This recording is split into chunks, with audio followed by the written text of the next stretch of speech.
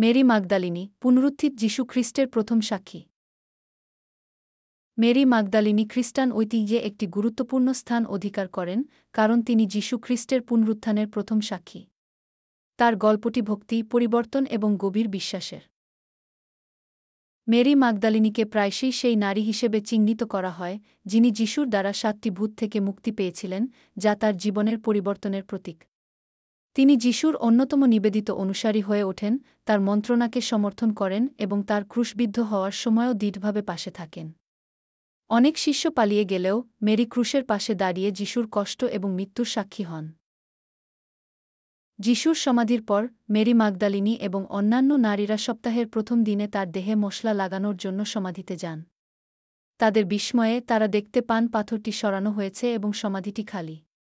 অন্যান্য নারীরা শিষ্যদের খবর দিতে চলে গেলেও মেরি পিছনে থেকে কাঁদতে থাকেন। তখনই তিনি দুই দেবদূতের মুখোমুখি হন এবং শেষ পর্যন্ত পুনরুত্থিত যীশুর সাথে সাক্ষাৎ লাভ করেন। প্রথমে তিনি তাকে চিনতে পারেননি, তাকে মালি মনে করেছিলেন। তবে যখন যীশু তাকে নাম ধরে ডাকেন, মেরি, তখনই তিনি তাকে চিনতে পারেন এবং আনন্দে সাড়া দেন, রাব্বুনি, যার অর্থ শিক্ষক। যীশু মেরিকে তার পুনরুত্থানের খবর শিষ্যদের জানানোর গুরুত্বপূর্ণ দায়িত্ব দেন, তাকে মৃত্যুর উপর বিজয়ের সুসংবাদ প্রচারের প্রথম ব্যক্তি করে তোলেন। এই মুহূর্তটি প্রাথমিক খ্রিস্টান সম্প্রদায়ে মেরি মাগদালিনীর ভূমিকার গুরুত্বকে তুলে ধরে এবং পুনরুত্থিত যীশুর মুখোমুখি হওয়ার পরিবর্তনশীল শক্তিকে প্রদর্শন করে। মেরি মাগদালিনীর গল্পটি অটল বিশ্বাস এবং যীশুর পুনরুত্থানের গভীর প্রভাবের একটি প্রমাণ।